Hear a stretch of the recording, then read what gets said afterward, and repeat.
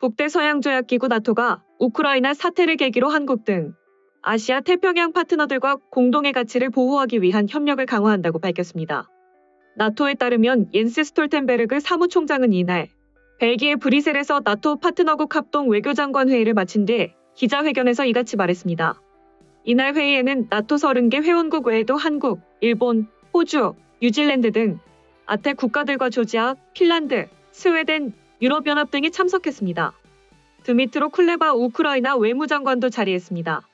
스톨텐베르그 총장은 이들 파트너국의 참가는 러시아의 우크라이나 침공이 미치는 영향이 전 세계적이며 장기적일 것이기 때문이라며 우크라이나에서 벌어지는 일을 세계 곳곳에서 긴밀히 지켜보고 있다고 말했습니다. 그는 중국은 러시아의 침공을 비난하길거린다면서 중국은 각국이 스스로의 길을 선택할 권리에 의문을 제기하는데 러시아와 함께한다고 지적했습니다. 이어 이는 우리 모두에게 심각한 도전이라면서 우리의 가치를 보호하기 위해 함께하는 것을 더욱 중요하게 만든다고 강조했습니다.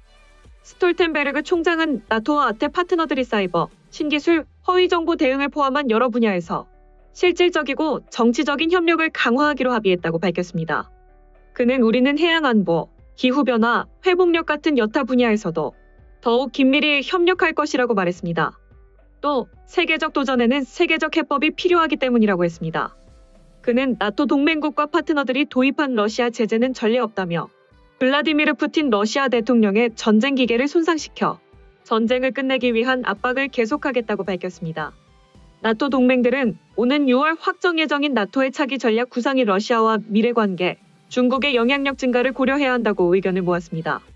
나토는 우크라이나 북부 부차 등 러시아군이 철수한 지역에서 드러난 민간인 사례를 규탄하면서 잔악행위 책임자 모두가 정의의 심판을 받아야 한다고 한 목소리를 냈습니다. 우크라이나의 러시아군 격퇴와 국가 방어를 위한 지원을 계속하고 인도적 재정적 도움도 강화하기로 했습니다.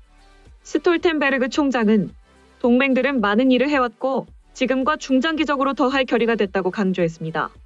나토 동맹들은 조지아, 보스니아 헤르체코비나 등 파트너들에도 방어 역량 강화를 위한 맞춤 지원을 합의했습니다. 이에 대해 정치 전문가들은 나토가 일본의 반발에도 불구하고 한국을 초청한 데에는 세계 평화에 중요한 역할을 하는 것은 한국이고 일본을 향해 한국 도발만 할 거면 제발 빠지라는 메시지를 남긴 것이라며 일본인들은 분노했고 일본 언론은 한국과의 외교 전쟁을 선포했다. 이제 느껴지는 건 한심한 뿐이다라고 비판했습니다. 다음은 실제 일본 네티즌들의 반응입니다. 역대 대통령들도 퇴임과 동시에 비참한 말로를 걷고 있으니 거짓말과 비밀이 많겠지요. 일본과 뭔가 합의해봐야 제멋대로인 사정으로 일방적으로 파기하고 의미 불명한 논리로 전부 일본 탓이 돼버리죠. 자신에게 좋지 않은 일에는 매번 덮개를 덮고 있으니까 그야 폭로되는 일은 많이 있겠지요. 아시아의 균형자 등과 폼을 잡고 있었지만 결국은 단순한 박쥐 외교라는 것이군요. 스스로는 잘 처신했다고 생각하겠지만 주위는 그런 얕은 속셈 같은 것은 벌써 예측한 뒤입니다. 이런 불건전하고 건강하지 못한 나라에 굴곡이 심한 좌파 세력의 지식인들은 반드시 코멘트를 내야 합니다. 자신들이 권위주의적 전체주의의 찬동자인 점을 말이죠. 마치 러시아의 친척 같은 분들이네요. 이런 건강치 못한 나라의 말투는 기쁘지 않습니다. 남북 융화 통일을 위한 진보가 유일한 목적.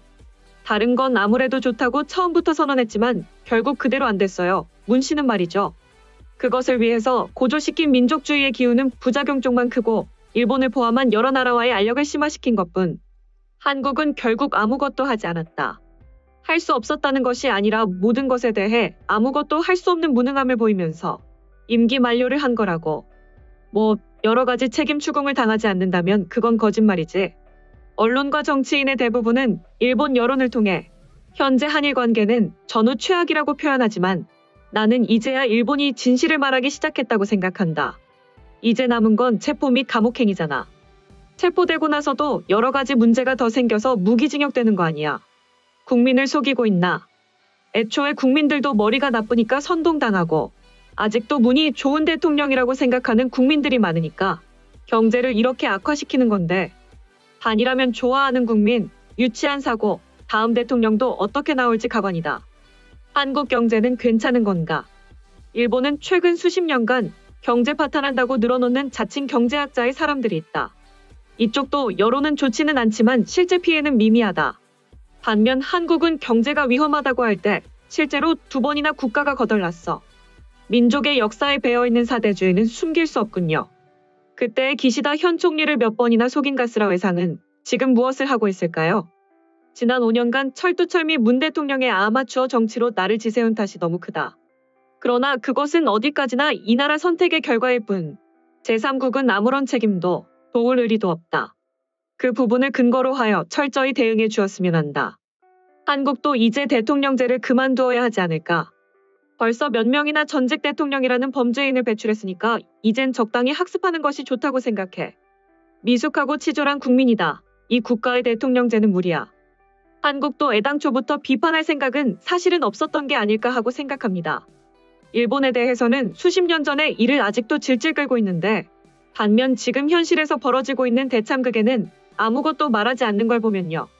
러시아 제재에 가담한 것도 사실은 하기 싫지만 미국한테 눈총받고 외국 사람들에게 눈총받으니 어쩔 수 없네라는 이런 느낌 아니겠습니까? 결국 한국이 비난하는 것은 자국민이 직접 관여했을 때만이죠. 그 전까지는 자국민이 입는 피해는 자신들에게는 관계없다는 듯 행동하죠.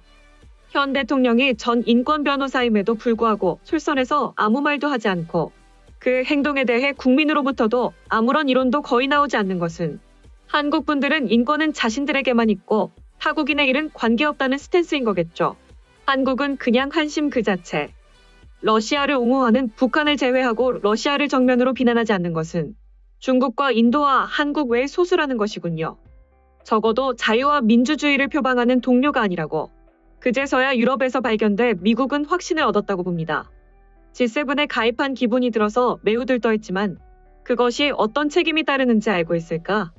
국제적인 문제가 생기면 가장 먼저 모임을 갖고 선진국 도시들과 메시지를 공유하고 때로는 지원을 한다. 애매모호한 태도는 용서받을 수 없게 돼. 배상 이전의 죄도 인정하지 않으니까 국제사회로부터 고립되었다고 생각합니다. 어느 쪽이나 명백해지겠는데요. 폼잡게 외관상의 포즈를 취하기에도 열심인 한국인 문강사가 G7의 게스트로 초대받고 나서 얼마 전까지 한국도 곧 G8이 될 수 있는 의미 있는 초청으로 이젠 선진국 진입도 했다고 득이양양해하더라. 그때 가장 유명한 것은 꼭 찍어야 할 한국 매스컴이 찍은 사진이 3분의 1 정도가 끊겨서 크게 실패했다는 것.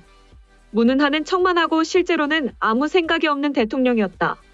동맹국인 일본과의 약속을 깨고 심지어는 적국인 중국을 따라하는 나라가 민주주의를 언급하며 다른 나라의 문제를 논의한다는 게 좀 역겹네. 이제 한국이 또 자리를 더럽힐 일만 남았다. 주제와 관계없는 이야기만 늘어놓으면서 자국 알리기에만 급급하겠지. 어쩌면 사실 중국의 지령을 받고 행동하는 게 아닐까 싶다. 그렇다면 역할을 잘 수행하고 있는 거네. 한국은 정권이 바뀔 때마다 기껏 상의한 것도 무로 돌리는 놀라운 능력을 가진 나라다. 때문에 아무리 진심으로 대화해도 의미가 없다는 것. 그러니 세계도 한국에 대해 너무 깊이 생각하지 않았으면 하는데. 소식 마치겠습니다. 오림박스는 내일도 최선을 다하겠습니다. 감사합니다.